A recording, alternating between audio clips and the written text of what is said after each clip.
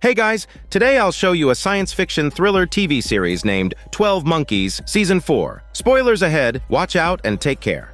Before we dive in, let's take a moment to quickly walk through the timeline. With all the time travel and shifting events, the show introduces multiple time nodes. Some events are ruled by fate, unchangeable no matter what, but others can be rewritten, altering the timeline and creating a series of smaller time loops. These loops are complex and interconnected, yet they all feed into a larger time cycle. At the core, there are really just two main timelines. The first runs up until the virus is destroyed at the end of Season 2. After that, the timeline is reset, giving us the second main timeline, basically a rebooted version of the first one. In this reset timeline, some events are tweaked. Certain incidents happen later than they originally did, and some characters' fates change. But the major plot points remain mostly intact. That means the events of Season 1 still happened, just in slightly different ways or at different times. So we're not dealing with parallel universes here, just one timeline that's been rewritten. Now back to the story. Previously, we learned that Olivia had seized control of Titan. She's the true witness. Cole's father once told him a parable when he was a child, and we now know the author of that story was actually Cole's mother. We jump back to the Middle Ages, where a group of horsemen charges through the mountains and confronts a mysterious gathering of people.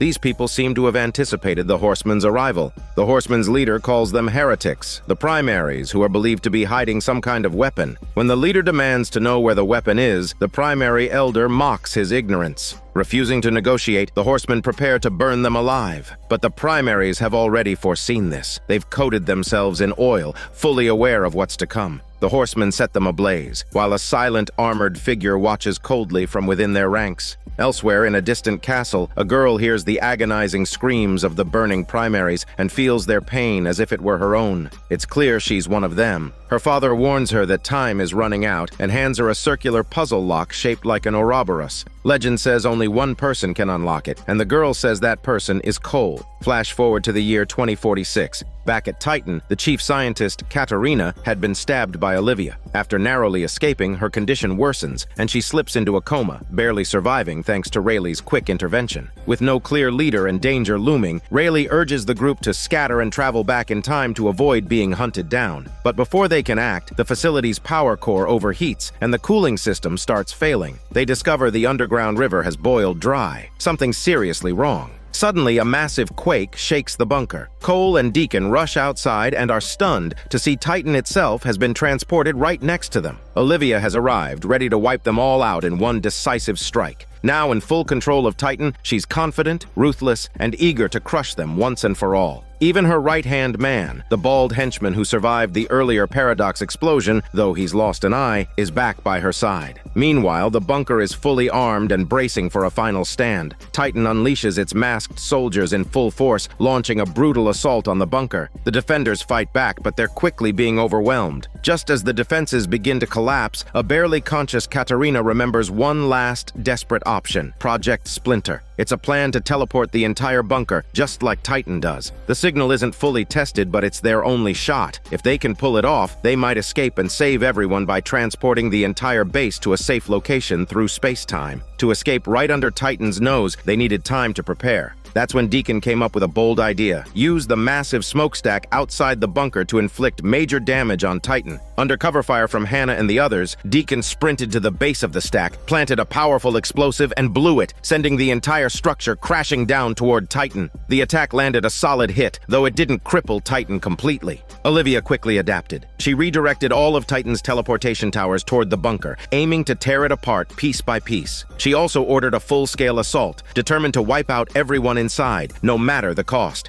As the masked soldiers stormed the bunker, the chubby assistant barely had time to reboot the power core before he was killed. The rest of the team was busy repelling the intruders, leaving Katarina, still gravely ill, to take matters into her own hands. With no time to lose, she dragged herself to manually cool the overheating power core. But the protective radiation suit had been taken by the late assistant, meaning Katarina had to expose herself to dangerous levels of radiation. Meanwhile, Titan's teleportation towers had fully locked onto the bunker. Despite the risks, Katarina forged ahead. At the same time, Whitley fought valiantly to hold off incoming enemies and buy her more time. time. He was gravely wounded in the fight. Still, Katerina managed to stabilize the core and bring it back online. She made her way to the soldier's side just in time to see him take his final breath. When he learned she had succeeded, he passed away with a sense of peace. Katerina could do nothing but watch him die in front of her. By then, most of the bunker's surface structure had already begun to collapse under Titan's teleportation beam. Deacon had just made it back underground, but before he could reach the teleportation zone, Katerina had already ordered her daughter Hannah to begin the jump. Rayleigh ran to try and get him, but she was a second too late. Deacon was trapped outside the transfer field, blocked by the surge of energy. Once again, he was left behind, forced to watch as Cole and Rayleigh vanished before his eyes. The core section of the bunker successfully completed the teleportation just before it could be torn apart. Olivia, convinced she had won, believed the bunker was fully destroyed. In her mind, Cole and his crew were finished. Their time loop had come to its end. But in reality, the bunker had been transported to an unknown underground location. The team had survived, barely. Cole and Rayleigh chipped through a wall to reach the surface, only to discover they were now at the Emerson Hotel. It turns out that back when Katerina sent Jose to 1944, she had already researched this site, ensuring it would be a safe destination for the jump. The time loop wasn't over yet. The world outside was still an apocalypse, and survival was still the mission. After regrouping, the team began repairing the damaged time machine, but the damage was severe, and they lacked the power to get it running again. They needed a working core battery to restart the system. Room 607 at the Emerson was just as trashed as the rest of the hotel. While digging through some old materials, Cole found one of Jennifer's paintings. Back at the bunker, Jennifer had secretly used the time machine to make trips to the hotel when Katerina wasn't looking. Among the drawings was an Ouroboros, the snake eating its own tail, with a monkey in the center. It reminded Cole of a story his father used to tell him as a child. He showed the painting to the others. Jennifer had drawn this symbol over and over, calling it both the beginning and the end. Cole remembered something his future self had once told him. This would all end, and Jennifer was the key. She knew everything. They had to find her. But to do that, they needed to get the time machine running again. They had two power cores. One they'd salvaged during the massacre at the Vanguard camp, and the old damaged one buried under the ruins of the previous bunker. To honor the fallen, they had to go back and retrieve it. Jump to 2018. The pandemic had now engulfed the globe. Jennifer arrived outside a museum in Prague, where an exhibit on the Ouroboros was on display. Due to the outbreak, the museum was nearly empty. One of the staff, a jaded man, complained about the lack of visitors, while his colleague in fat tried to reassure him. While the jaded guard was making his rounds, Jennifer slipped inside. She appeared to be talking to someone, likely a partner in this mission. After drawing the guard away, Jennifer performed a surprisingly agile backflip, landing in front of a display case. She cut through the glass like a pro and retrieved the Ouroboros puzzle lock inside, but she hadn't accounted for the alarm, triggered by motion sensors. The jaded guard returned to confront her, but Jennifer stayed calm. Her moves were sharp and effective. She took him down with ease, or so she thought. In reality, the Jennifer on the security camera was anything but graceful. She flailed around the exhibit clumsily, rolling on the floor in a slapstick performance. The guard in fat watched the footage, laughing uncontrollably. The slick operation was all in Jennifer's head. Even the partner's voice was just her own. It turns out her mental condition had worsened. She was now fully schizophrenic. As she tried to leave, the guard in fat stopped her, but he didn't try to detain her. With the world falling apart and the pandemic wreaking havoc, he saw no point in getting in her way. Jennifer told him not to worry. What she was doing would save the world. She had the Ouroboros lock in her possession, but she still had no idea how it worked. Then, in a vision, she recalled the medieval girl's words. Only Cole could open it. In the future, Cole decided to return to the bunker alone, but Hannah wasn't about to let him go solo. She quietly followed him, unwilling to let him face danger by himself. Eventually, the two set off together. When they reached their destination, Cole heard someone approaching. Assuming it was a group of scavengers, they hid, only to realize that the approaching figures were none other than a past version of Cole and Jose. Something was definitely off. When they rushed to the bunker, they found it perfectly intact, the towering smokestack still standing tall beside it. It turned out the bunker hadn't just been moved through space, it had also traveled through time. They were now back at the very beginning of it all, the year 2043. At this point in time, Cole and Jose had just arrived at the CDC, mirroring events from the very first episode. They were searching for items Rayleigh had left behind and eventually found her watch in the rubble. As they headed back to the bunker, the future versions of Cole and the others watched them from the shadows. Cole summoned Rayleigh and Katerina. When they saw the untouched bunker with their own eyes, they were just as stunned. Katerina admitted she had only intended to teleport the bunker, not send it back in time. The The time machine must have randomly selected a year from its stored historical data, causing the unexpected time jump. But Rayleigh pointed out something important. The time machine in this timeline was fully functional. Katerina, however, cautioned that the machine belonged to the them of the past, not the us of the present. That place was no longer theirs, and interfering risked creating a time paradox. They had to avoid contact as much as possible. Right now, their top priority was finding Olivia. According to the historical records they uncovered, she had once been captured in 1971, one of the only times she was completely alone.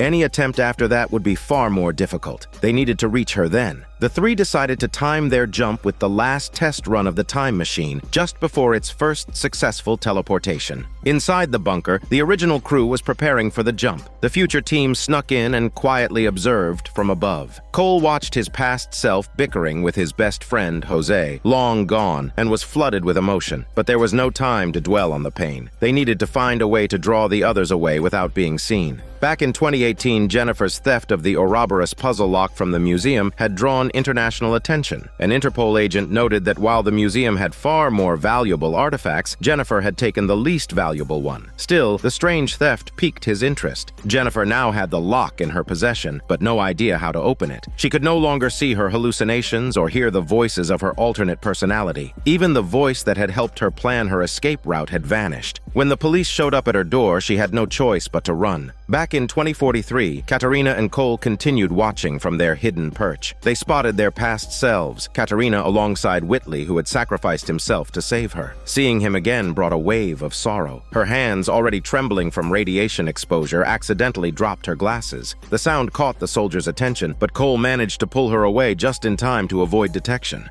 Inside the bunker, the past version of Katerina gave a rallying speech. She told the team they had found Rayleigh's watch, proof their future was real, and that Rayleigh's message had not been in vain. As she spoke, the Rayleigh of this time quietly sabotaged the bunker's airlock system. Katerina said that killing Jennifer's father was their only way to save 7 billion lives, but Jose questioned how they could ensure Cole's safety. Before the debate could continue, alarms sounded. Air system failure. The team scrambled to evacuate. Future Cole and his crew had achieved their goal, but the moment left Katerina questioning everything. How many lives had been lost in the name of this mission? How many mistakes had they repeated again and again? Katerina realized the answer might lie in Jennifer's painting of the Ouroboros. She was the only one who could see the bigger picture. Katerina also knew that her past self had not yet perfected the time machine. She instructed Cole to wait for Rayleigh while she went to confront her earlier self. The reason she could do this safely was simple. Her past self had taken a mix of pills and alcohol that night. By morning, she would remember nothing. When Katerina found her, the younger version noticed her trembling hands. Katerina revealed the truth. She had been exposed to a lethal dose of radiation and didn't have long to live. Before leaving, she gave her past self instructions to stabilize the time sequence in the machine. Meanwhile, Rayleigh had wandered into past Cole's room. Preparing for his first mission, he was watching videos about her, trying to understand the woman from the future. Rayleigh stood silently, watching herself on the screen, and then watching him. The moment was heavy with unspoken emotion. Before anything could be said, Jose entered and called Cole away, and Rayleigh left for the teleportation room. Cole stopped her. He told her they couldn't stay trapped in this endless cycle.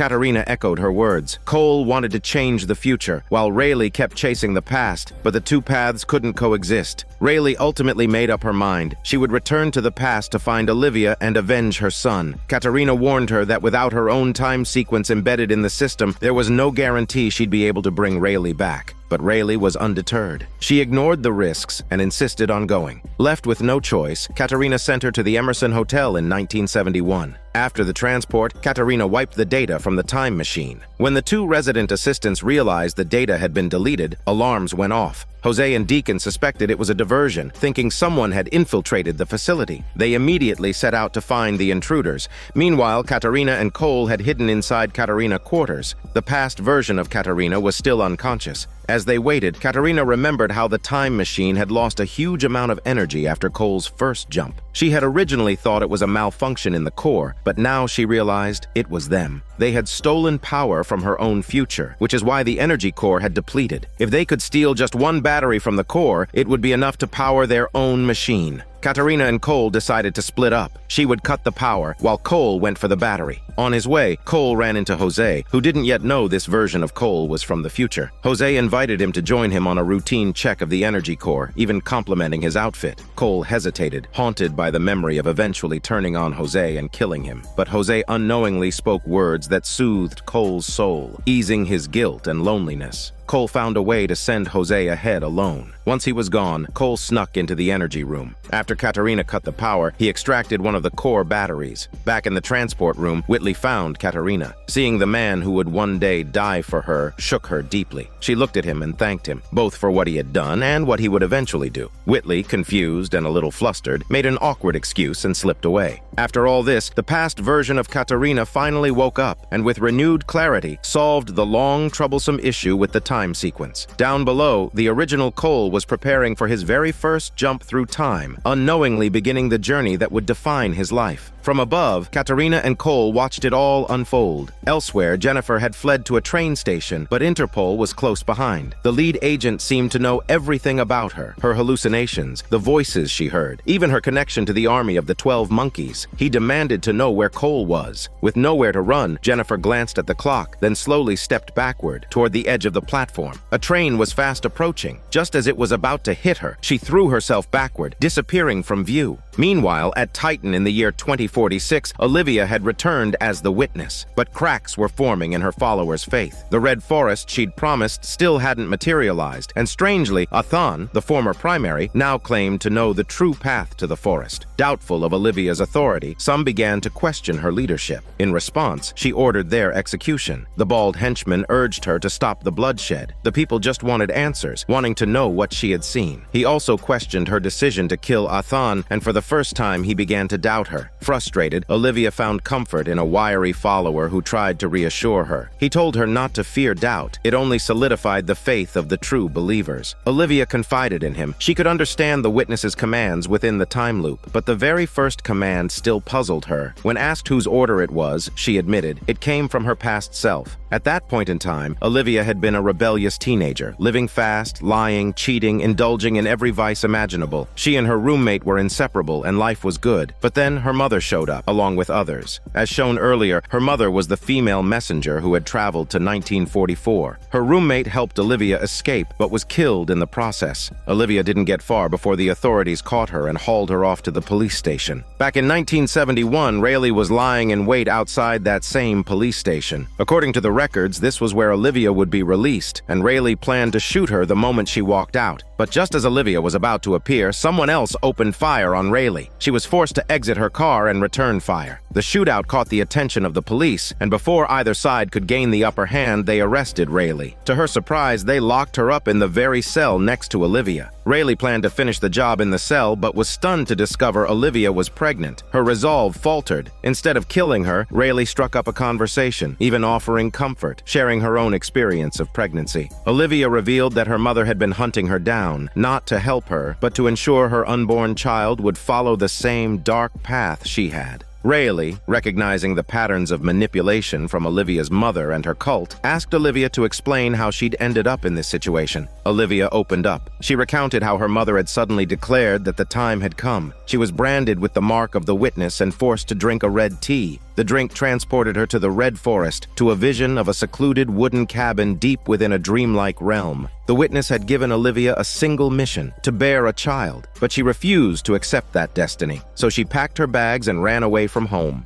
After listening to her story, Rayleigh told her she didn't have to become someone she didn't want to be, and vowed to help her. Just as they were speaking, the female messenger showed up and took Olivia back. Back in Titan, the present-day Olivia still couldn't understand why she'd never given such an order in the first place. She clearly remembered Rayleigh being there at the time, but Rayleigh should have perished with the destruction of the bunker. That's when Deacon, somehow surviving yet again, was dragged out of the rubble and brought before her. From him, Olivia learned the shocking truth. Rayleigh and the others were still alive. Deacon didn't know where they had gone, only that they had abandoned him. All he'd done for them, it had meant nothing. Olivia ordered her bald henchman to find them, but the henchman wasn't buying her smelly bullshit. He argued that if she truly was the witness, then she should know how to find them. Left with no choice, Olivia once again drank the red tea and returned to the cabin in the red forest. This time, she called upon her future self to appear, to help her. The two renewed their vow to bring about the Red Forest, but neither of them was a primary, and without that connection, the path to the Red Forest remained hidden.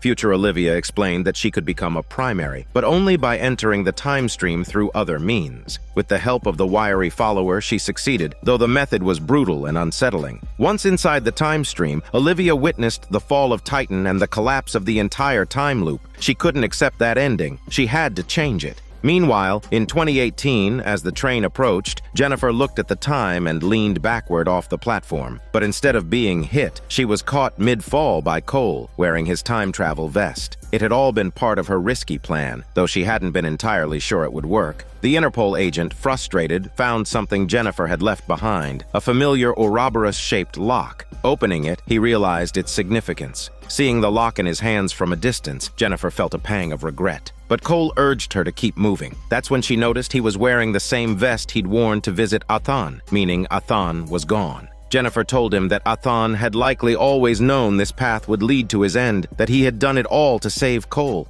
Curious, she asked what point in time this version of Cole came from. He told her he was the final one and needed her help. She had to find the present-day Cole, who was also looking for her, and when she found him, she should bring him a cheeseburger. Following his instructions, Jennifer located the present Cole and delivered the burger. Cole then showed her a sketch of the Ouroboros lock and asked why she had drawn it. Jennifer explained that she'd been haunted by visions and voices until she eventually found that very lock and stole it, only for the agent to take it from her again. They contacted the agent, who had also been searching for Cole. He arranged to meet them. Cole and Jennifer met the agent at a museum where he had been waiting for them. The agent revealed that his grandmother, like Jennifer, was a primary. He was the descendant of the little girl shown in the series' very first episode. He had always known Cole's name. It had been passed down through generations, a story of a man who would one day save the world. His family had protected the Ouroboros lock for centuries, waiting for Cole to be the one to open it. That's when Cole remembered a fable his father used to tell him, one written by his mother. Using the story as a guide, he began to arrange the pieces. Finally, the lock clicked open.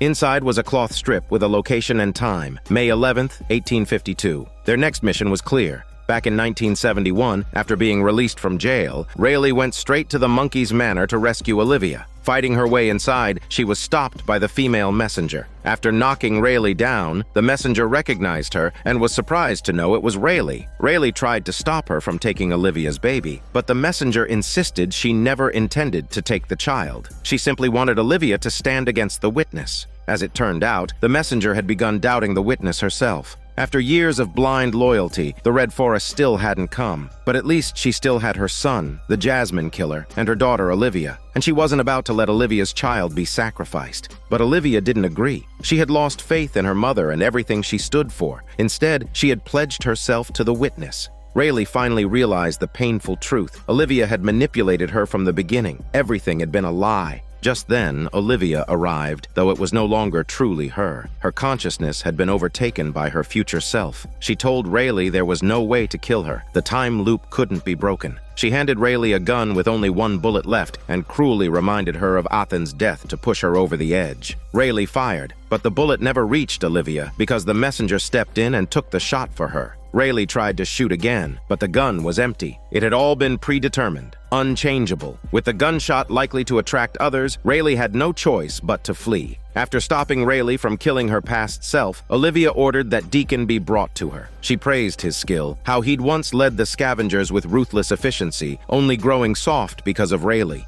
Deacon, bitter and vengeful, admitted he'd been abandoned by Cole and the others. If he ever found them, he swore he'd capture them himself, but he wouldn't hand them over to Olivia. The bald henchman thought Olivia would kill Deacon for that remark. Instead, to everyone's shock, she turned and stabbed the bald henchman to death. He had made the mistake of questioning her. Olivia then promoted Deacon to take his place and serve her. Back in 1971, as she lay dying, the female messenger told her son, the Jasmine Killer, that her journey was over, but his was just beginning. The army of the 12 monkeys would now guide his path. This tied directly back to the end of Season 2, where he and Olivia began leading the army. Or more accurately, Olivia took command. She had already been chosen, back in the vision at the cabin, where the witness had told her she was to lead the 12 monkeys. After giving birth to her child, Olivia left the baby under a tree and continued her loop, ensuring that her past self would find Rayleigh and prepare her. This mirrored the start of Season 2, when Olivia invaded Rayleigh's mind and manipulated her into kidnapping Jose's son. Then, in Season 2, she revealed her true identity to her past self in the cabin, and in Season 3, we saw it all come together. It had all been to create Titan and ultimately bring about the Red Forest. Now, Olivia returned to that same tree and took her daughter. She then burned the witness's timeline chart that Athan had left behind. From this point forward, she would no longer be confused or uncertain. Time would be hers to command.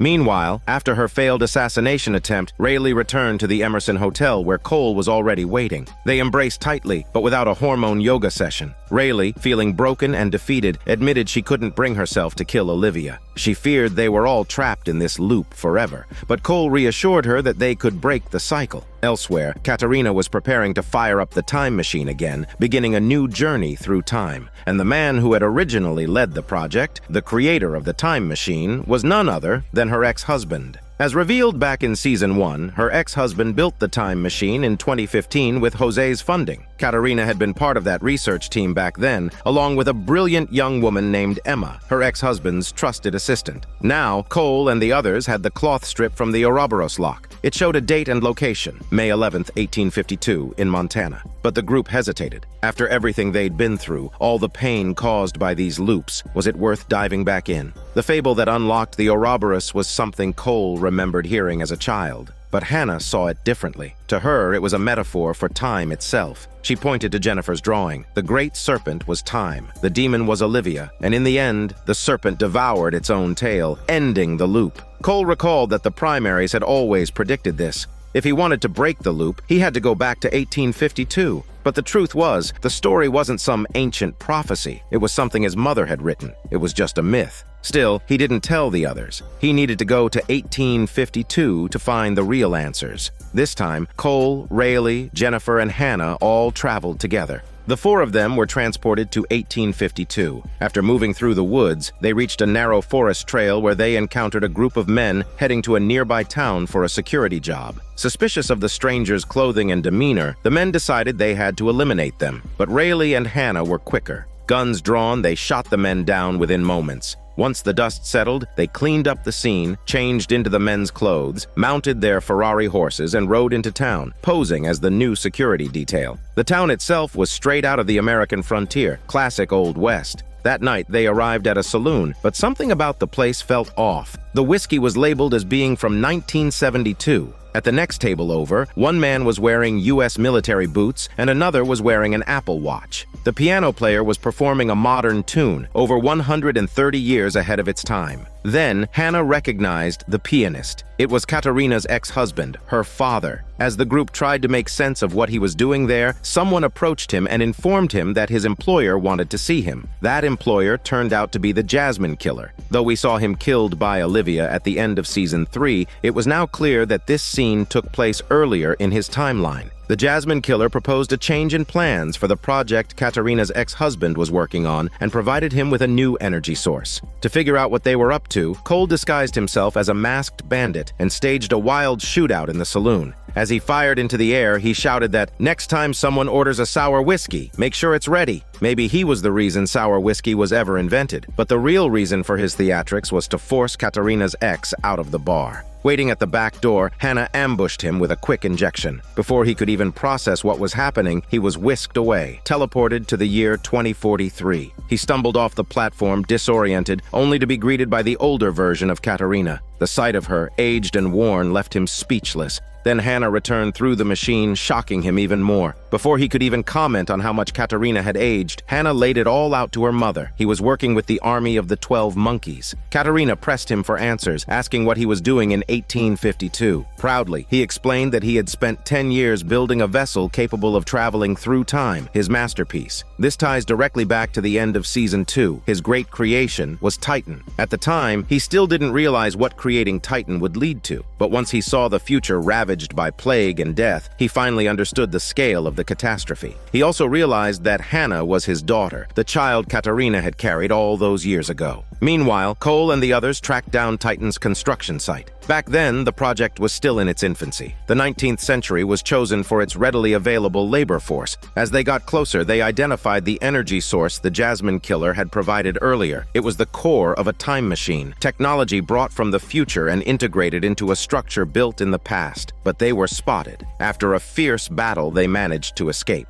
Back with Rayleigh, she discovered that Jennifer had lost her connection to the primaries. Just then, a Native American man appeared and said he'd been waiting for Jennifer. He led them to his home and brewed a cup of red tea, saying it would allow him to see the ancient primaries. When Jennifer reached for the tea, he stopped her. Meanwhile, Olivia was hunting them. The weapon the ancient primaries had prepared couldn't be discovered by the witness. But to find it, one had to climb the steps and ring the bell. But no one knew what that meant yet. While the others were distracted, Jennifer secretly drank the red tea. Her consciousness slipped into a vision, transporting her to the realm of the ancient primaries. All she wanted was to know how to find the weapon. The primaries repeated the same phrase, climb the steps and ring the bell. At that moment, Olivia, drifting through the time stream, heard the word weapon and followed the trail, arriving in the primaries' temporal realm. The primaries tried to stop her with their magic, but Olivia learned the truth. She now knew where and when the primaries resided. She hijacked Jennifer's consciousness and, in the real world, took control of her body. Now she knew Cole and the others were in 1852. Rayleigh slapped Jennifer across the face, snapping her free from Olivia's control, but it was too late. Olivia had already heard about the weapon. Back in 2043, Katerina told her ex-husband everything. Finally, he saw how he had been manipulated. He noticed Katerina's trembling hands. She admitted that prolonged exposure to splinter radiation was killing her, but no one else knew, especially not Hannah. He had never known Katerina was pregnant back then. All he had ever wanted was to leave behind a legacy. That desire had been twisted, used to drive him into building Titan. Now, for the first time in years, he and Katerina reconnected, this time as allies. As they talked, they stumbled onto a critical detail. The army of the 12 monkeys didn't build Titan just for time travel. They were trying to create a place outside of time itself. Their goal was to punch a hole in the fabric of space and time, using Titan to generate a massive paradox capable of melting the very architecture of reality. That's how they planned to create the Red Forest. Katerina decided to send her ex-husband back, and Hannah volunteered to go with him. Father and daughter were transported to Cole's location, where he explained the science behind using Titan to manufacture paradoxes. Titan had been scattering fragmented paradoxes across different historical periods, all designed to converge in a single moment, like building Rome in a day. The main tower before them was the control center. If they could destroy all the power cores, even if Titan itself remained, they could at least stop it from being weaponized. The group split up. Katerina's ex returned to keep the Jasmine Killer occupied, while Cole and Rayleigh set explosives to destroy the energy core. Just as they were preparing to escape, they ran into Deacon. He and his men were waiting for them, and without so much as a greeting, opened fire. Cole and Rayleigh barely escaped with their shitty lives. Deacon snuffed out the fuse and ordered the Jasmine Killer to relocate Titan to a different time. Katerina's ex stole Titan's data, and Hannah helped him escape. Just when they thought they were safe, a gunshot rang out. Deacon had pulled the trigger. Furious, Hannah charged at him using her chicken muscles, and the two old allies clashed again. Just as Deacon knocked her aside and reached for his gun, an arrow pierced him. The shot came from the Native American man. Later, when Hannah went looking for Deacon, he had already disappeared through time. She returned to her father's side, only to find he was dying. A man who had spent his whole life chasing legacy realized too late that his greatest achievement was his daughter. After he passed, Titan jumped to another time, but he'd left behind the stolen data. When Hannah returned to the future, Katerina learned of his death. Mother and daughter embraced tightly. Hannah had already suspected Katerina was terminally ill. She now vowed to stay by her mother's side through the time she had left. Together, they discovered that her father had left them everything he knew about Titan. Katerina began working to track down the ancient weapon crafted by the primaries. Meanwhile, Jennifer had noticed Cole was hiding something about the fable they were following. Cole didn't want to talk, but Katerina stepped in first, revealing that she was dying from radiation exposure. With the truth out, Cole admitted the story was written by his mother. Katerina later pulled out Cole's birth certificate, showing Cole's mother's full name. Back on Titan, Olivia had reached her own conclusion. The ancient weapon was designed to destroy her. She began searching for it as well. Though Katerina's ex-husband was dead, construction on Titan continued. Olivia had planned for this. Emma, his loyal assistant, was actually a plant, working for Olivia from the start. She had been involved in the entire development of the time machine and had all the knowledge needed to complete Titan. She drank the red tea and entered the vision realm, reporting the good news to Olivia in the wooden cabin. There, it was revealed that Emma was actually Olivia's daughter. The preacher also returned. He had first appeared in season 3. Once, he had a childhood sweetheart who passed away too young. Since then, he had followed the witness in hopes of creating the Red Forest. Olivia tasked him with finding the weapon before anyone else did. Jennifer had been combing through historical records for the phrase, "climb the steps, ring the bell," hoping for a clue about the weapon.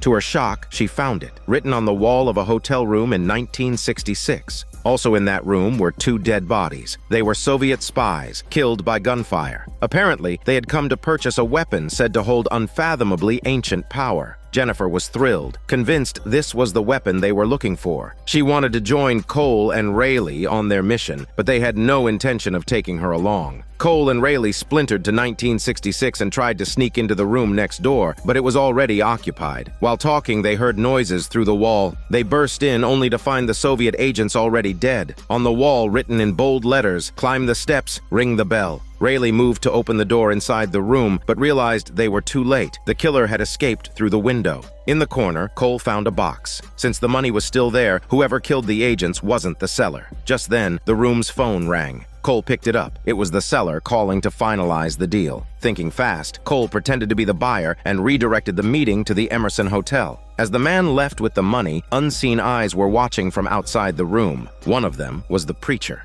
After returning to the Emerson Hotel, Cole took extra precautions to make sure they could secure the weapon. He asked Rayleigh to stay in the lobby and keep watch. The lobby was bustling with guests, one of them complaining about missing clothes. Rayleigh hadn't taken more than a few steps before a wave of dizziness hit her like a hammer. Disoriented, she bumped into a guest on their way up. After resting a moment, she finally recovered. Meanwhile, someone knocked on the door of room 607. Cole opened it. It was the seller. At that moment, Rayleigh spotted the preacher entering the hotel. She saw him heading toward the room and tried to follow discreetly, but the preacher noticed her first. He recognized her and ordered his men to take her away. But Rayleigh, being the resilient protagonist she is, quickly overpowered her captors and escaped. Back in the room, Cole was negotiating with the seller. After inspecting the money, the seller mentioned a mysterious organization. He said someone was waiting at the downstairs bar with the weapon, which was sealed in a lead-lined box. But before they could continue, the preacher burst through the door. Rayleigh arrived moments later. As she reached the doorway, she noticed a tray of dishes had been knocked over, but she didn't think much of it. Rushing into the room, she found the seller had already been shot dead. Cole was lying on the floor, barely conscious, but he hadn't been shot. A moment later, he began vomiting black bile. Rayleigh realized he'd been poisoned. Desperate to save him, Rayleigh injected herself with serum and time-traveled back to the future. There, she begged Katerina to send her back just a few minutes earlier, right before Cole was poisoned. Katerina reminded her not to cause a paradox, but eventually agreed and sent her back. Rayleigh arrived just in time to run into the same guest who had complained earlier, now conveniently missing her clothes, which Rayleigh quickly borrowed. At that moment, the earlier version of Rayleigh exited the elevator. To avoid crossing paths with herself, the newly arrived Rayleigh hid behind a pillar, but they were still too close. The paradox reaction flared between them. Once separated, Rayleigh rushed ahead and beat the seller to room 607. Cole was shocked to see her again so soon, but Rayleigh warned him that in just a few minutes, his life would be in danger. The preacher was coming for the weapon. As the seller knocked at the door, Cole told Rayleigh to hide. The seller entered, and while he was distracted, Cole signaled Rayleigh to slip out. She made her way to the elevator and was ready, gun in hand, when the preacher stepped out. But before she could act, someone knocked her out from behind. The attacker was none other than the grown-up Jasmine killer. The preacher stormed into room 607 with his men, killing the seller immediately. Cole saw that Rayleigh had been captured and surrendered. Ironically, it was Rayleigh's second time travel jump that caused the chain of events leading to their capture. It gave the preacher the window he needed to poison them both. He then pulled out an antidote and used it to pressure them for the weapon's location. To save Rayleigh, Cole revealed where it was hidden. The preacher injected Rayleigh with the antidote, but left Cole to die. Then they simply walked out, leaving Rayleigh helpless as Cole's condition worsened. Back in the future, after Rayleigh made her second jump, Jennifer grew uneasy. She dug through old, decrypted files and came across a passage that sounded like it was written by the agent. A man presumed dead since 1961, but now it seemed he might have changed his fate. Jennifer splintered to an earlier point in 1966 to find him. She asked how he survived. It turns out, in 1961, he was gunned down while helping Cole escape across the Berlin Wall. But in 1953, Rayleigh, racked with guilt, had warned him about his death, so in 1961 he wore a bulletproof vest and survived. Now, he and Jennifer drove to the Soviet spy's hotel, staking out the room next door and listening in. That's why Cole and Rayleigh couldn't book that room. Jennifer was eager to understand the meaning behind climb the steps, ring the bell, and impatiently pried open the connecting door. But there was no writing on the wall. Just then, the spies reached for their guns, and the agent shot them down. He glanced at the blank wall and quickly caught on. It was up to them to create the future discovery. When Cole and Rayleigh arrived and told them what had happened, Jennifer refused to give up. She insisted they still needed to save them and secure the weapon, so she grabbed a marker and wrote the phrase on the wall herself. The agent opened the bathroom window and spotted Cole and Rayleigh approaching. Urging Jennifer to hurry, he pulled her away. In the chaos, Jennifer knocked over a table lamp. That was the sound Cole and Rayleigh had heard earlier. Jennifer quickly shut the connecting door just before Cole and Rayleigh burst in. Rayleigh couldn't open the door because Jennifer was holding it shut from the other side. Everything had come full circle. A perfect time loop. The agent had found activated charcoal and an antidote that could save Cole. The two of them raced to the Emerson Hotel. As they arrived, the preacher and his team were just exiting room 607. On their way out, they ran into Deacon. After a brief exchange, Deacon got the weapon's location out of them. As the group slipped out the hotel's back entrance, they were intercepted by the agent. The preacher, calm and composed, turned as if to draw his weapon, forcing the agent to shoot him dead. The Jasmine killer stared at the agent in fury, grabbed his father's hat, and ran off into the night. Back in the hotel room, Rayleigh was feeling utterly helpless when Jennifer burst in with the supplies. She told Rayleigh to administer the charcoal first, then follow with the antidote. After giving Cole the charcoal, Rayleigh remembered her past self would soon arrive. She had to make sure her other self witnessed Cole's poisoning. She told Jennifer to go retrieve the weapon. As Jennifer rushed out, trying to avoid running into the earlier Rayleigh, she accidentally knocked over a tray of dishes. That was the same tray Rayleigh had seen earlier. At that moment, Rayleigh had been hiding behind the wall, watching her past self. As soon as her earlier self used the serum and time traveled away, Rayleigh stepped out and injected Cole with the antidote. Meanwhile, Deacon had tracked down the person carrying the weapon and snatched the lead box from him. By the time Jennifer arrived, she was too late. But as Deacon turned to leave, he gave her a knowing look. That's when it all clicked for Jennifer. This was an inside job.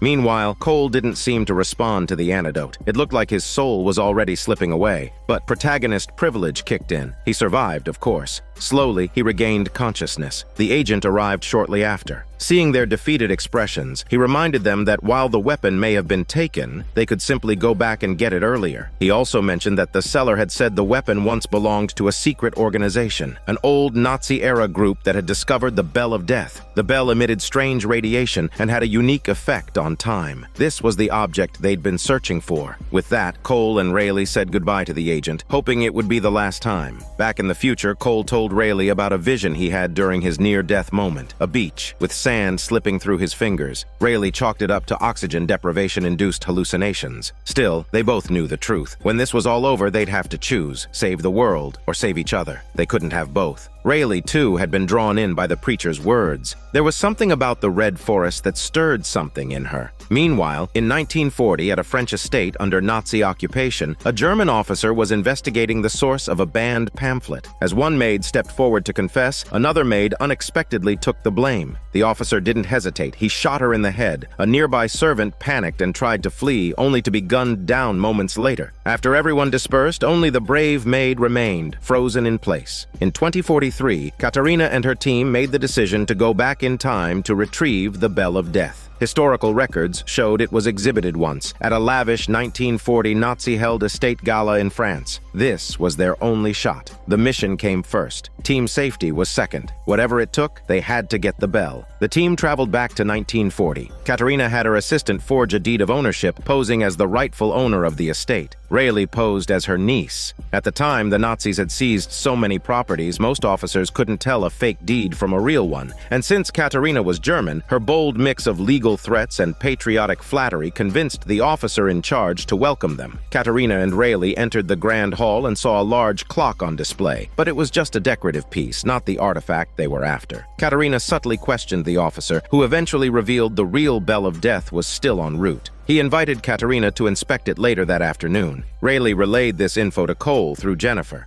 Jennifer, having been stuck in post-World War I France for 5 years, was the perfect choice to pose as a maid and infiltrate the estate. She passed the intel to Cole just as the bell arrived. But before Cole could act, Deacon showed up, gun aimed at his head. He had traveled back too. Moments later, both men were captured by the Nazis. On her way out, Jennifer accidentally bumped into the brave maid's serving cart, knocking loose the explosives hidden inside. Playing it cool, Jennifer walked away as if nothing had happened. It turned out the maid was a member of the French resistance. She had planned to join her comrades at the banquet for a covert operation. To ensure its success, she had decided to eliminate Jennifer. When the officer learned that outsiders had breached the estate, he ordered his men to keep it quiet and instructed them to deal with Cole and his team. Upon hearing that they had been captured, Katerina decided to go after the bell with Rayleigh, though Rayleigh was still determined to rescue Cole. On her way, she ran into Jennifer, who told her they had to secure the bell first, as they were facing even greater trouble. They encountered the maid again, who revealed the Resistance's plan. They were here to capture the leader. The officer's calm demeanor and his apparent control were a cover, as Hitler's arrival was imminent. Rayleigh and Jennifer said they only wanted the bell, but the maid explained that the banquet was just a distraction. The officer's true aim was to present the bell to Hitler. It was said to be the key to an ancient weapon with unknown powers. The Resistance had made a deal with Rayleigh and Jennifer. After the exhibition, there would be a performance, and the officer would lead Hitler to see the bell. That was when the Resistance would strike. If Rayleigh and Jennifer wanted the bell, they had to get it before then. Meanwhile, Cole and Deacon, after being captured, had a tense exchange. Deacon assured Cole he hadn't betrayed them. The officer's men were now preparing to take them away and execute them. Deacon, being too much of a wild card, was left behind to be tortured. His ordeal set up to provoke Cole into a desperate act. Eventually, Cole killed the men about to execute him and rescued Deacon. Through Deacon, Cole learned that Deacon had been working undercover, staying close to Olivia to secretly assist them. Deacon had a Nazi symbol carved into his chest. He hadn't liked it, so he added more cuts to transform it into the mark of the scavengers. Rayleigh and Jennifer eventually found Katerina. After settling her in, Rayleigh noticed Hitler had arrived at the hall with officers bowing to him. Meanwhile, Cole and Deacon, disguised as German officers, had located the bell and scouted the guards. After assessing the situation, they decided to get help. They found Katerina and the others, but when Katerina saw Deacon, she aimed her gun at him, remembering that he had killed her ex-husband. Deacon, however, reminded her that in the reset timeline, it would all happen again. Cole urged Katerina to listen, revealing that the bell was in the underground tunnels. Rayleigh insisted they act fast. Only 15 minutes remained before the Resistance blew up the place. The performance was about to begin, and they needed to stop the explosion to buy more time. They split into teams. Cole and Rayleigh would go for the bell, Deacon would find the bomb, and Jennifer would stay with Katerina. Jennifer, however, quickly realized that the Resistance was speeding up their plans. They had killed the actors scheduled for the performance and were preparing to detonate the bomb. Hitler was still waiting for the show to begin, and when the officer noticed the performers were missing, he urged Hitler to view the bell instead. That's when Jennifer, disguised as one of the actors, rushed to the stage. Katerina was stunned when she saw Jennifer on stage, and the officer, noticing Katerina's shaky, nervous demeanor, grew suspicious and ordered her arrest. Meanwhile, Jennifer began her awkward performance. Cole and Rayleigh arrived at the tunnels, and in an attempt to distract the German guards, Rayleigh resorted to some strategic uniform seduction. The crowd suddenly heard gunshots and prepared to flee. To keep Hitler from escaping, the Resistance decided to act immediately. One member, attempting to draw the guards' attention away, was shot dead. The maid, in charge of the bomb, set it off, only to discover the detonator had failed. Fortunately, there was a backup, and Deacon, having found the bomb earlier, grabbed it. After eliminating the guards in the tunnel, Cole and Rayleigh opened the box containing the Bell of Death and finally saw it in its full glory. To maintain the timeline's causal loop, they decided to take the bell but leave the box behind. On her way to grab the backup detonator, the maid ran into Jennifer, and they were both confronted by a guard. Each fired, completing their mutual kill. The maid, before dying, asked Jennifer to finish her mission. While covering Hitler's escape, the officer noticed that Katerina had been captured. Upon learning that Katerina was involved in the attack, he prepared to deal with her. Fortunately, Deacon intervened just in time, taking out the officer and the guards and rescuing Katerina. Meanwhile, a guard in the tunnels, pretending to be dead, managed to slip away and took the box. He turned out to be the same seller from the previous episode, and as he left, he took the displayed clock, meaning the box Deacon had previously taken contained the display piece. Olivia was furious upon discovering the switch, so at Deacon's suggestion, she decided to send him back to an earlier time to retrieve the original item. Deacon had already realized this opportunity could allow Katerina and her team to get the real piece. After getting what they needed, Cole and the team prepared to leave. However, Jennifer felt some regret about letting Hitler escape. Deacon handed her the detonator, revealing that he'd already planted the bomb at the shelter. Ignoring Katerina's protest, Jennifer activated the bomb, destroying the estate. In this timeline, Hitler was killed in the explosion, and his deputy Himmler successfully seized power, which likely meant this timeline would eventually be reset. After retrieving the Bell of Death, Katerina's assistant noticed an inscription on it. This led them to 1491. But since the timeline was so far back, their time machine couldn't stretch that far. Katerina, however, was confident and assured them not to worry. She had already planned the next steps. She had Deacon take her back to the Titan, where she and Olivia would meet again. When Olivia saw Katerina trembling, she realized she had been irradiated and didn't have much time left. Katerina, however, was unfazed and even joked about Olivia's attempt to merge her consciousness with the time stream. Olivia wanted to know which era held the weapon that could destroy her, but Katerina remained silent. Both women had already arranged their own contingencies. When Olivia's daughter, Emma, was young, Olivia had made sure she was carefully taught, integrating her into Katerina and her ex-husband's life to learn how to complete the Titan's final form. Once Emma had completed her training, Olivia brought her back to the Titan to use it to create the Red Forest. Meanwhile, Katerina had not involved Hannah in the previous actions, instead sending her back to the past. She had her open an envelope in 2009 to complete an important task. Once Emma returned to the Titan, she used the energy tower to further refine the Titan, bringing it closer to the final form Olivia desired. Olivia attempted to merge Katerina consciousness with the time stream, hoping to extract the time period of the ancient weapon from her mind. However, Katerina's resolve was unshaken, and Olivia couldn't find any clues. Olivia had no choice but to imprison Katerina. Shortly after, Cole arrived, wearing a time travel vest, and broke Katerina out. Upon returning, Katerina noticed everyone seemed off, all questioning her about the ancient weapon. She even saw Hannah, though she had previously sent her away. Hannah insisted she had come back to help find the weapon. Katerina quickly realized that this was an illusion created by Olivia, who had invaded her consciousness. Katerina, now aware, turned the tables and invaded Olivia's mind. She saw Olivia's inner fears and the two of them clashed, but neither gained the upper hand. After Hannah traveled back to the past, she tried to integrate into modern society. While she found the modern world to be fulfilling in many ways, she also sensed an emptiness in people's hearts. They were lost in their imaginations, ignoring the realities around them. When Emma returned to the Titan, she felt its barrenness. Despite the lack of material wealth, the people inside were consumed by their own memories. Trapped in the past, they longed to relive. Both Hannah and Emma found a sense of belonging in their respective environments.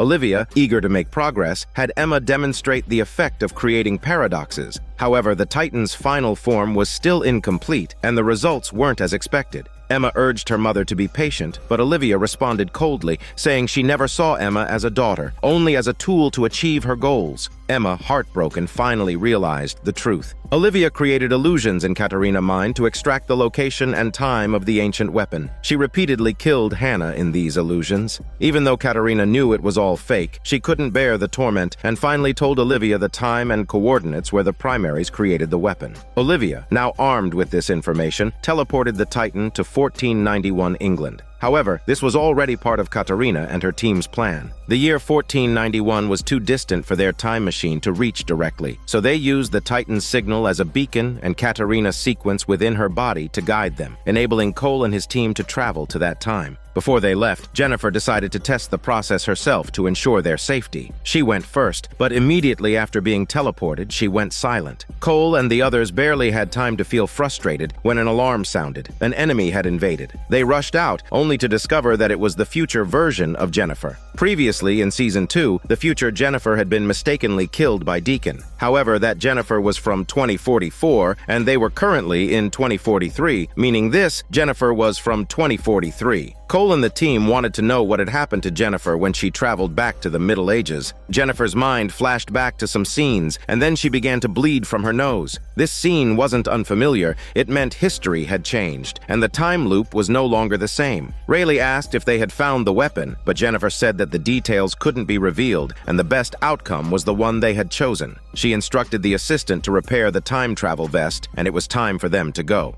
Meanwhile, Deacon, still on the Titan, also began to bleed from his nose. Katarina told him to find the others and put an end to everything. Back in the modern world, Hannah met a bartender, and their feelings for each other began to grow. As the day came to open the envelope, which was the day in 2009 when she was supposed to complete her task, Hannah, busy with her date, completely forgot about it. While they were enjoying their time together, troublemakers showed up, activating Hannah's killer instincts. They were no match for her, and Hannah quickly took care of them. Her blows were ruthless, and if the bartender hadn't intervened at the right moment, she probably would have killed them. Realizing her outburst, Hannah left feeling dejected. Back in her room, Hannah opened the envelope Katarina had given her. Inside was a letter from Katarina, along with an old newspaper. The newspaper reported a murder that would take place later that day in a bar, where it was mentioned that Cole's mother would be there. She was instructed to go there and find Cole's mother. Hannah went to the bar and found Cole's mother on the dance floor. To her surprise, Cole's mother was actually Emma. Emma had been deeply hurt by Olivia, so she left the Titan and started a new life, adopting a new name.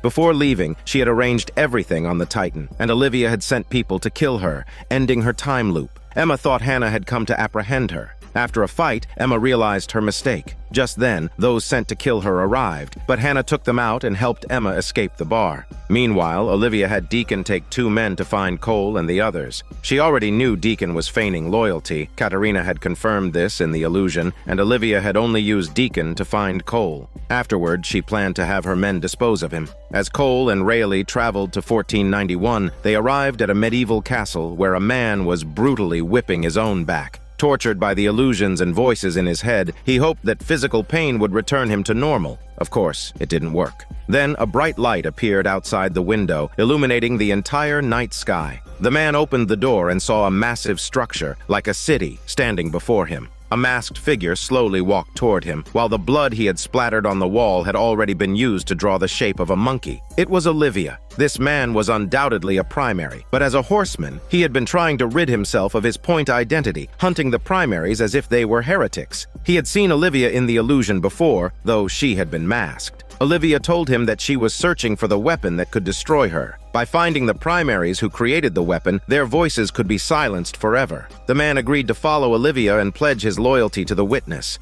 Before Cole and the others, Jennifer was transported to the Middle Ages. When she woke up, she found herself in a pigsty. In a hurry, she ran out but left her gun behind. Once outside, she realized she had been transported to a village. The villagers, seeing her strange clothing, approached and began questioning her. She mentioned something about climbing the steps and ringing the bell. Upon hearing this, the villagers led her to a pattern of monkeys and asked if she had seen it before. When she confirmed, they locked her in a cage and treated her as a witch, hurling stones at her. It turned out the villagers had been brainwashed by the previous horseman, who had instructed them to capture anyone who had seen the monkey pattern, considering them heretics. A little girl couldn't bear to watch this. She was the same girl from the first episode, and like Jennifer, she was a primary. She knew about the climbing the steps and ringing the bell phrase. After confirming Jennifer's identity as a primary, she freed her. However, the villagers quickly discovered her escape. Just as things were about to take a turn for the worse, a gunshot rang out. Cole and Rayleigh had arrived just in time. The villagers, eager to attack, were quickly neutralized when Cole and the others opened fire.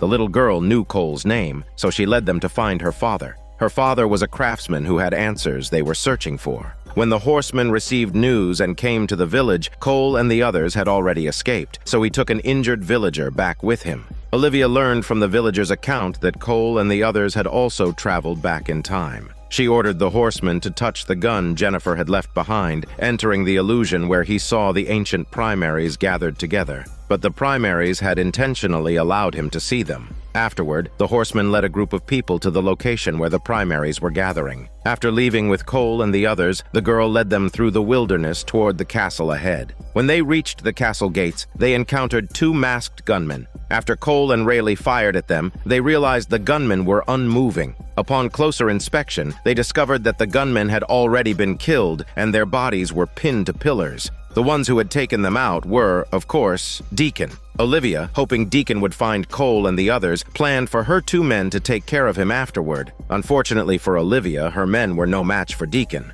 Cole told the craftsman they were looking for a weapon made by the primaries. The craftsman said he needed to talk to his daughter first. After reuniting with the group, Deacon, concerned about Jennifer's safety, gave her his knife. This knife would play an important role later on. Later, the girl invited Cole and the others inside. The craftsman explained that his daughter had been a primary since childhood. He told Jennifer that the reason she could no longer hear the voices in her mind was because the witness was eavesdropping, and the primaries had found a way to communicate with her. He then revealed a serpent ring lock, and Cole showed him the death bell. The craftsman then told Cole that the primaries had made a weapon for him, and the bell was the key to unlocking it. The primaries had foreseen that Cole would travel through time. The weapon would bring the devil a fate worse than death. It would erase him from existence. Just then, the horseman and his men arrived at the primaries' gathering place, matching earlier events. The primaries had already foreseen the horseman's arrival and had allowed him to find them. The horseman tried to force them to reveal the weapon's location. The primaries, however, didn't want to reveal it and began mocking him for his lack of honor. When it was clear they wouldn't give an answer, one of the masked figures dismounted and walked toward them. It was Olivia. The primaries had allowed the horseman to see them in order to draw Olivia away from the weapon. The primaries told Olivia that Cole was the important one, not her. They had already prepared to face death, but they needed extreme focus to hide their thoughts, something that would be impossible if they were burned. Olivia ordered the horsemen to ignite them, and the flames roared. The little girl could hear the primaries' screams of agony and knew they couldn't hold out much longer. The craftsman told Cole and the others that the time had come and to prepare to leave. He handed the serpent ring lock to his daughter. In the midst of the primaries' suffering, the horsemen finally saw where the weapon was located. Cole and his team arrived at the entrance of a cave. After climbing up a set of stairs, they discovered an unexpected hidden space. This place had once been a church, now abandoned. The primaries had hidden the weapon here. Although the church was in ruins, its former grandeur and solemnity could still be felt. When Cole took out the death bell, the torches around them spontaneously ignited, and a device that resembled a time machine appeared before them. This was the weapon they had been searching for. The pattern on the floor was drawn in a spiral shape, which Jennifer had seen before. The death bell was placed in front, the same one they had brought. The reason for bringing it here was to trigger the time paradox. This was the true meaning of climbing the steps and ringing the bell. As for where the machine would send Cole, the craftsman didn't know. Just as Cole hesitated, a loud noise echoed from outside. The Titan had been transported and appeared behind the church. Realizing they were out of time, Jennifer placed the death bell on the device, triggering the time paradox. As the paradox took effect, the machine powered up. Just as Cole was about to step forward, he saw the craftsman fall to the ground with a sword stabbed through his chest. The horseman had led a group of masked men who began shooting at them. The group quickly dove for cover. The horseman rushed towards the death bell, attempting to remove it, while Rayleigh rushed to stop him. Time began to distort around them, and their hair instantly turned much grayer. After a surge of bright light, the machine ceased to function. The death bell, now in the horseman's possession, turned to ash. The horseman had successfully stopped them and captured Cole and his team. Olivia brought Katerina over, and with the machine now powered off, Cole's team's plan had failed. Olivia fully controlled the situation, and after a victorious declaration, she planned to execute Cole and the others. However, just as she was about to do so, Deacon couldn't stand by any longer and interrupted. Olivia, in a mocking tone, ordered the horseman to behead Deacon. Deacon met his end in that moment. The horseman then moved to execute Cole, but the women's desperate pleas couldn't stop him. Just as the sword was about to fall, Cole saw the time travel vest appear in front of him. He grabbed it and used it to travel away. It turned out that in the future, the assistant had repaired the vest and sent it back in time. Olivia and her team were left stunned. Cole returned and rescued Katarina and Rayleigh. Jennifer, now emboldened, cursed at the horseman. Cole shot the horseman in the head, killing him instantly. After rescuing Jennifer, Cole planned to travel back in time to save Deacon, but it was too late. Olivia returned to the Titan and aimed its energy tower at the church, creating another paradox that erased the weapon and its location from time. Cole could no longer travel back and the Titan vanished. The space-time signal was gone, meaning the weapon and Deacon were completely erased. They had no choice but to accept this grim reality. Jennifer met her future self, and as she looked at her sorrowful past, her future self comforted her, saying that this was the consequence of time travel. Jennifer still kept the knife Deacon had given her. Before leaving, her future self handed her a paintbrush, and the spiral symbols began to clear up in Jennifer's mind. She started drawing those symbols on the walls and floor. In 2009, Emma discovered Hannah's formula and learned her true identity. When Hannah pressed her for answers, Emma revealed that she was Olivia's daughter and was being hunted by her mother. She also explained that she had infiltrated Hannah's parents' lives to complete the final form of the Titan. Once the Titan reached its final form, it would create a massive time paradox, causing time itself to collapse and bring about the Red Forest. After a long wait, the final form of the Titan was finally completed. Cole's father had once told him a fable when he was young. The author of that story was his mother. Jennifer had been working tirelessly, painting day and night, covering a room with symbols and patterns. Katarina and the others couldn't make sense of the symbols or find any logical sequence, but Rayleigh noticed something. She realized the symbols were all spirals and they could be pieced together like a puzzle. There were 10 prominent symbols, corresponding to the digits from 0 to 9. Katarina realized this was a machine code, and after analyzing the patterns, they found 2 symbols that appeared most frequently, representing the years 19 and 20, indicating the dates they traveled to the 20th and 21st centuries. Once they decoded the remaining dates, they would know where the primaries had intended to send Cole using the machine. In 2009, Hannah planned to escape with Emma and head to her parents' place. Emma also revealed her real name, explaining that Emma was an alias she had made up. This was the first time she had ever made a decision for herself. At that moment, Hannah realized that Cole must be Emma's son. This was why she had been sent to find Emma and investigate why Cole's mother knew about that fable. As they drove away, they were pursued by people sent by Olivia, leading to a car chase. Hannah and Emma were involved in a crash. Back in the future, Katarina and the team had deciphered the dates from the symbols. Most of them were linked to past events they had been involved in, but there was one date in 2018 that stood out. It was 2 days before the virus outbreak. Considering the virus's 1 to 2 day incubation period, this was likely the day the virus was released, and the location was Kennedy Airport. After a long journey, they finally returned to the virus connection, paying homage to the movie 12 Monkeys, where the virus was also spread from an airport. Rayleigh and Cole were transported to the day the virus was released, but by the time they arrived, it was too late. A murder had already occurred at the airport. An officer had been shot and the crowd had scattered. The virus had been released, and all they saw was the back of the Jasmine killer. But it wasn't over. They could try again. They injected themselves with the serum and returned to the future, carrying the virus with them. Katarina analyzed the virus strain they brought back. It was the same batch they had destroyed before, but there was still one remaining sample. After the virus was released from the aviation building, it spread to locations around the world. Rayleigh and Cole traveled back to 2018, arriving at the place where the Goins group was conducting experiments. Upon entering, they recognized the place. It was very familiar, similar to the night room from Season 1. It seemed their movements had been under surveillance by the Jasmine killer all along. They managed to find a cold storage room where they discovered the virus, likely the same one that was shattered at the airport. They took the virus with them, intending to destroy it. But when they returned to the Emerson Hotel, they found someone waiting for them. It was Hannah. Hannah had been sent back to 2009. To avoid disrupting the timeline, she had waited until now to find them. She explained that after the car accident, when she and Emma had been fleeing from their pursuers, they had crashed into a tree. After regaining consciousness, Hannah rushed to escape with Emma, but the assassin followed them. The two ran down a small forest path until they came across a parked RV. Emma cried out for help, and the RV's owner, Cole's father, came out.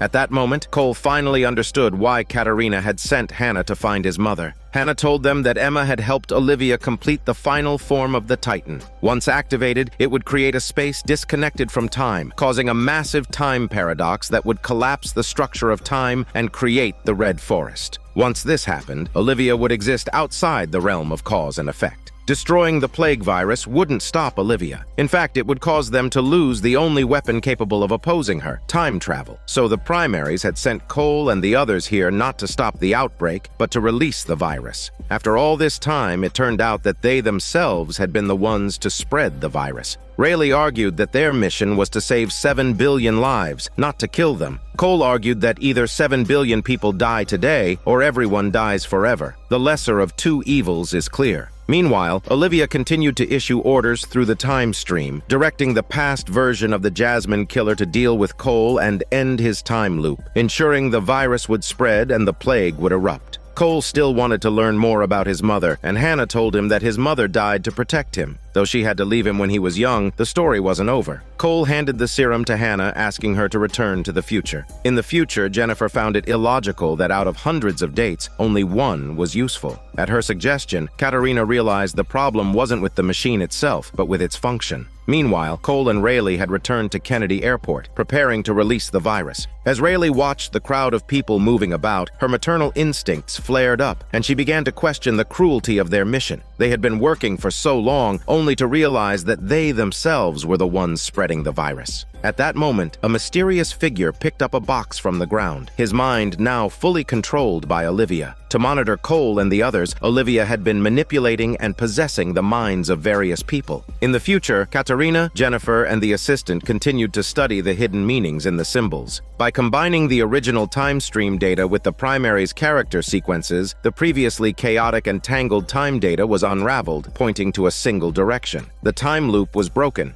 These data weren't about every time travel they had made, but specifically Cole's. It contained every influence his travels had on the time stream, essentially his entire life. To erase his impact on the time stream, every moment had to be erased. The weapon the primaries had created wasn't meant to destroy Olivia, but to erase Cole's existence from time itself. Only someone born from time travel required such a measure. Cole's father wasn't a time traveler, which made it clear that all of this was because of Cole's mother. Meanwhile, Olivia had possessed a police officer's body and pulled out a gun to shoot Cole. Just as she pulled the trigger, someone jumped in front of Cole, taking the bullet for him. It was Hannah. Rayleigh quickly rushed over, turned the gun around, and shot the officer in the head. With Olivia momentarily thrown off by the shock, Cole looked at Hannah, confused. Hannah reassured him that this was her choice. She had told him before that the story wasn't over. His mother had died to protect him. Cole seemed to understand, but it was too late. Hannah died right in front of him. At that moment, the Jasmine Killer found Rayleigh nearby. Having already experienced the loss of loved ones, he understood the cruelty of time. This time, he didn't do anything. He simply told Rayleigh that they might still win. After saying goodbye to her, he turned and walked away. Watching him go, Rayleigh was lost in thought, reflecting on both the past and the future. The memories of those lost lives filled her mind, and in the end, she dropped the bottle containing the virus, releasing it. Cole and Rayleigh traveled back to the future. Katerina had already sensed what had happened, and without needing to ask, he knew everything. In their room at the Emerson Hotel, Cole found a letter from Hannah, which detailed the continuation of her story. Before, Emma had brought Hannah to Cole's father for help. After tending to Hannah's injuries, Emma realized she had been shot. Cole's father quickly drove her to the hospital, but her injuries were too severe, and she died. Before she passed, she kept calling out a name that would later become the name of Cole's mother. Cole's father mistakenly thought she was calling for Hannah, and Hannah accepted the name. Cole's father had lived alone in the wilderness, leading a life similar to Hannah's earlier one. They ended up living together by chance, and after some time, they developed feelings for each other. Eventually, Hannah became pregnant. One day, Cole's father returned with a new car and a ring, intending to propose to Hannah, but she didn't accept, and he had to leave the ring in the car, sealing it away. Not long after the child was born, Hannah left them, leaving behind the fable. The child she bore was Cole, and Hannah was his mother. Knowing the truth, Cole and Katerina traveled to 2017 to find Hannah. They came to say their goodbyes. Hannah told them that after she traveled here, she wasn't alone. She had visited her mother Katerina, been present when Cole's father passed away, and even when Cole met Jose. In the end, she would also be at the airport. Thankfully, there was still some time left, allowing the three generations to enjoy their last moments together. Meanwhile, on the other side, the Titan's final form had been activated, and the Red Forest was on the horizon. In 2037, Katarina had just found the time machine when he unexpectedly ran into Athan. Athan, who was now constantly traveling through time, had witnessed both history and the future. He knew that Katarina was doing all of this to save her daughter and reminded her that to wear the crown, one must bear its weight, wishing her success. After speaking, Athan vanished. In 2043, Katarina informed everyone that when the split experiments first began, she had used her own genetic code as a template to create the time travel serum. There had been 16 test subjects, all of whom died in the time machine. Their bodies rejected the serum until Cole's split experiment succeeded. Reflecting on it now, it was likely because of the blood relation between Cole and herself. The demon mentioned in the fable was Cole, the first time traveler whose existence had caused chaos in time. The purpose of the primary's weapon was to erase him completely. Rayleigh couldn't bear to let Cole vanish like this, believing things shouldn't have turned out this way. The time loop shouldn't end like this. Katarina, however, told her there was no other choice. Rayleigh argued that she had just killed 7 billion people and why that wasn't enough. The timeline would reset, and everyone would be reborn, except for Cole. She couldn't accept it. Cole had given everything to time, yet time had betrayed him. The group fell into silence. Back at Titan, Olivia told her followers that the time had come. The cycle of time would end, and they would stand at the edge of time as the Red Forest approached. Meanwhile, on Cole's side, though everyone was heartbroken, they still had to do what needed to be done. The gaps still had to be filled, and Cole's time loop needed to be completed. Rayleigh looked at herself in the mirror, memories of the past with Cole flooding her mind. She carefully put the time travel vest on Cole, and the first point he was headed to was the year 2163. This matched the scene from Season 3, when Cole arrived at Titan's perimeter to stop the past version of himself from entering Titan. After managing to escape from past Cole, he blocked him once again as he rushed into Titan, and, together, they traveled away, eventually reaching the Emerson Hotel. Cole revealed his true self to the past version of himself, while Rayleigh hid behind a nearby pillar. Past Cole was given hope by present Cole, allowing him to continue his journey. This shows the seamless connection between Season 3 and Season 4, with the events of Season 3 setting up the pieces for the later developments. Next, Cole traveled to the 2018 Blauberg train station, corresponding to the scene where he saved Jennifer as she fell onto the tracks. After completing that task and returning to his time, Cole ran into a problem. The primaries had given them a way to reset the timeline, but there was no more time left. They needed to put Cole in the time machine to erase him, but the system required 3.5 years to compile and integrate the code. The only possibility was to use the time machine inside Titan, but no one knew where Titan's timeline was located. Cole didn't give up, he came up with a plan. Once the plan was in motion, Rayleigh became frantic. In the past, Jose had helped Cole with similar challenges, but now Jose was dead. No one could help him. However, this time, Cole took a more drastic approach. He traveled back to the moment before he had shot Jose, bringing him back to 2043. When Jose arrived in the future, he was in a chaotic state, only focused on killing Cole. The two struggled, but Cole managed to hold Jose, calming his muscles down. Rayleigh, who had been anxiously watching from outside, finally breathed a sigh of relief. Once Jose calmed down, Cole explained everything to him. He learned that the witness was actually Olivia. She had killed both Cole's son and him, and she would destroy the world in a few hours. Jose was worried that Cole had brought him back, disrupting the original timelines. Cole reassured him that once everything was over, he would send him back to the moment before his death, so things could play out as they should. But before that, they had to take down Olivia. Rayleigh and Cole brought Jose to meet Katarina and the others. Jennifer was overjoyed to see Jose, while Katarina was furious, fearing Jose's presence might disrupt the causal cycle of time. Cole and the others argued that time was already on the brink of collapse. If they failed, none of it would matter. Now it was down to the final step. Their plan was set, and their next move was to seize Titan. Cole took Jose to his father's old warehouse, dug out the car his father had treasured, and began repairing it to prepare for action. While searching the car, Cole found a box with the ring his father had intended to use when proposing to his mother, Hannah. Cole still had one more thing to do. He returned to find Rayleigh and took her to the seaside. He pulled out the diamond ring and formally proposed to her.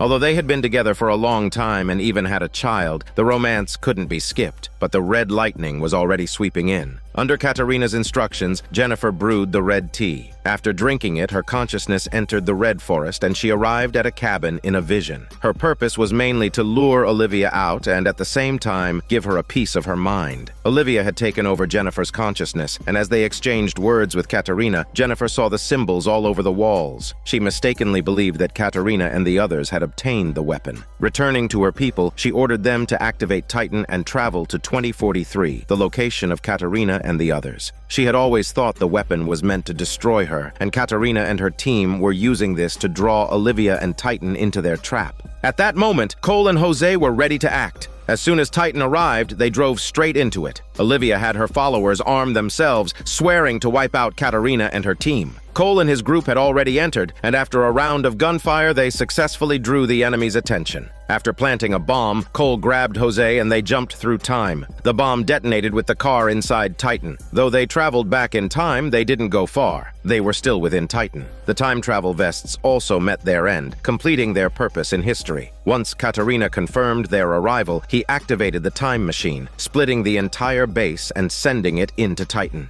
Everything was unfolding according to their plan. Olivia, realizing she had been trapped, ordered her team to teleport Titan away, but Katarina was prepared. She flipped the energy device upward, using the time machine to fire the energy and destroy Titan's energy tower, halting the teleportation. By the time Olivia realized what had happened, it was too late. Cole and Jose launched an attack on the energy station to prevent the central tower's red energy beam from creating a paradox. Rayleigh and Jennifer also moved to take down Titan. They left the Daughters Legion behind to protect the machine. Olivia still had a chance to escape. The central tower could self-teleport as long as it stopped generating sequences and no longer created paradoxes. But Olivia wouldn't allow it. God allows destruction only after madness takes hold. She generated the final sequence, creating a paradox and entering the final countdown. The ultimate battle for survival had begun. Rayleigh and Jennifer fought their way into Titan, reaching the control tower. They uploaded the primary's code into the system. Meanwhile, Cole and Jose were cornered by the masked men, and another group was closing in on Katarina and her team. The Daughters Legion could no longer stop them. Even the assistant had been taken down. Olivia's underling led the masked men to completely capture their time machine. Seeing the situation slipping away, Katarina herself had given up.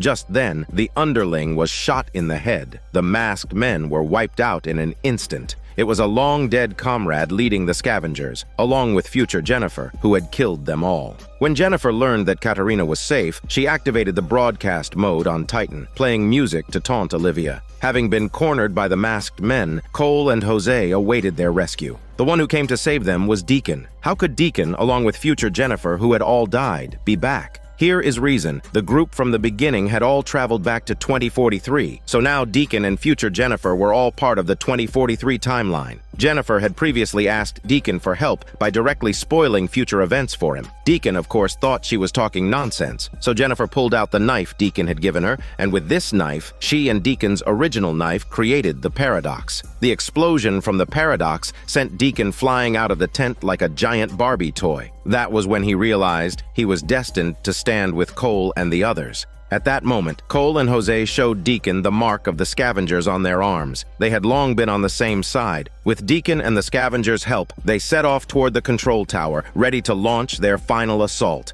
After Rayleigh and Jennifer secured the primary's code, they decided to head to the control room of the central tower, just in case Cole and the others failed. The red energy beam from the central tower was nearing its peak, already piercing through the earth, and the destruction of the time paradox was about to be completed. The countdown had only 5 minutes left. Rayleigh and Jennifer reached the control room, but Olivia blocked their way. Rayleigh was no match for Olivia and was beaten half to death. Just as Olivia was about to finish her off, Cole contacted Rayleigh, informing her that they had reached the energy station and were starting their attack. The communication distracted Olivia, giving Rayleigh a brief chance to catch her breath. With quick thinking, she reached for the knife hidden on her leg, stabbed Olivia, and turned the tide, knocking Olivia down. The energy station had been under siege for a while, but its energy core was impenetrable. The red energy beam from Titan continued to devour everything on Earth, and it wasn't until then that Rayleigh realized she had to stop the sequence. She approached the control panel, and seeing the red lightning, her mind wandered back to the good memories with Cole. She hesitated for a moment. Just as she was about to act, Olivia lunged at her, grabbing her throat.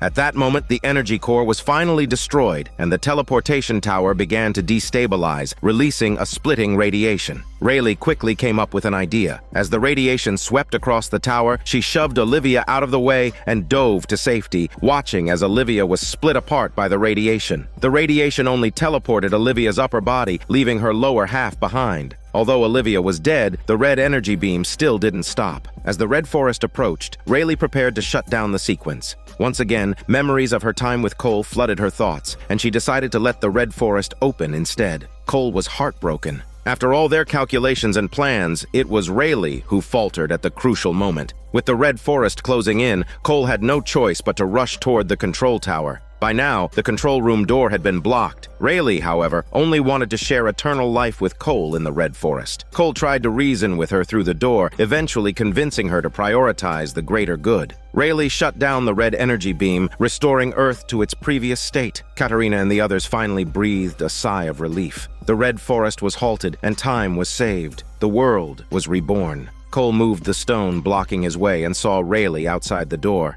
After surviving their ordeal, Cole and Rayleigh entered the control room. He told Katarina that they had taken control of Titan, and the upper half of Olivia, which had been split by the time-space radiation, was transported to the Himalayas in 894 AD, where it turned into a skeleton. This skeleton, carrying the ancient virus, had already appeared in Season 1. While time had been saved, the time loop wasn't complete yet. To ensure the causal relationship of the time cycle, everyone in this timeline had to return to their original points in time. After completing their mission, Deacon and Jennifer were ready to leave. Rayleigh hurried to say goodbye to Deacon. As mentioned in Season 2, Deacon had feelings for Rayleigh because he had seen her on TV when he was younger. Rayleigh embraced him, and Deacon, having already sacrificed so much for her and everyone, was ready to leave. Though he hadn't experienced all of that yet, Deacon and Jennifer left, continuing their own time loop. Cole also said goodbye to his best friend, Jose. Jose would return to the forest where Cole had once hunted him, only to be killed by Cole's past self.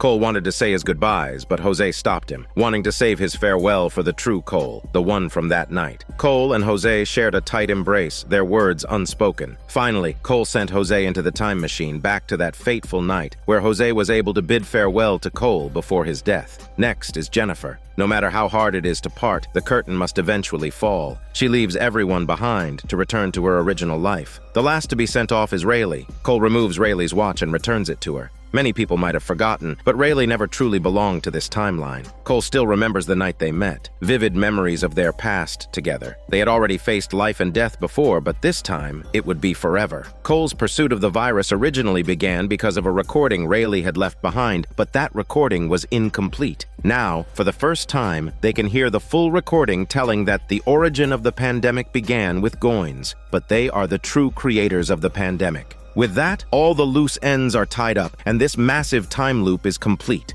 Katarina used Titan's system to finalize the primary's code, preparing the time machine. The next step was to send Cole into the time machine, erasing him completely from the timeline. Cole opened Katarina's cigarette case and lit the last cigarette inside, the one he'd saved for her. They had come so far together, supporting each other, and now they had reached the end. After speaking, Cole realized that Katarina had already reached the end of her life. Quietly, Katarina passed away. Cole took the cigarette from her hand, then went to the transport room alone. Standing before the time machine, he set it to split mode, mimicking Katarina's actions, and activated the machine. He stepped into it, took one last look at everything familiar, and sat down. The machine powered up, splitting Cole and causing him to vanish into time, while the timeline began to reset. The year is now 2013, and the scene mirrors the opening of Season 1. Rayleigh is at an academic seminar, presenting her medical findings. Afterward, she answers a call while walking to her car. As she gets in, she takes one last glance at the rearview mirror, but this time, Cole is no longer in the back seat. Lost and confused, Rayleigh heads to the Emerson Hotel. In the previous timeline, Cole had bought room 607 of the Emerson Hotel in 1944.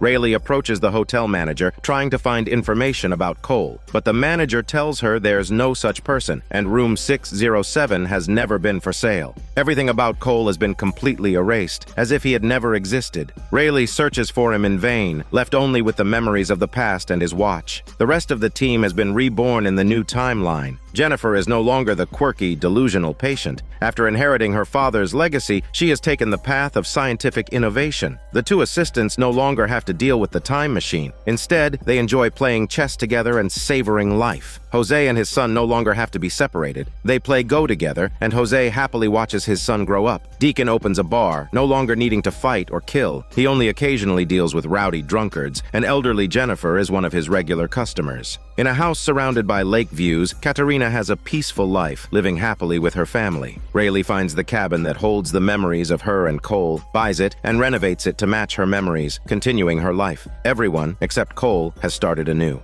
The scene shifts to a seaside where the tides ebb and flow. A person appears on the beach. It's unexpectedly Cole. He gazes at the distant view and suddenly a voice calls out to him. He turns around and discovers that it's Jennifer speaking. She's been waiting for him here all along. Cole is in disbelief, but Jennifer tells him that everything has already been arranged for him. The one who made it all possible is Katerina. She followed the advice Athan had given her during his time travel and modified the primary's code, erasing Cole from the previous timeline. She broke the laws of the universe and sent the last version of Cole into the new timeline. It's then that Cole finally understands why he's still alive. Overcome with excitement, he hugs Jennifer tightly. Now there's an even more important task awaiting him. His love is waiting for him. This is Daniel CC Movie Channel. Stay safe and enjoy your day.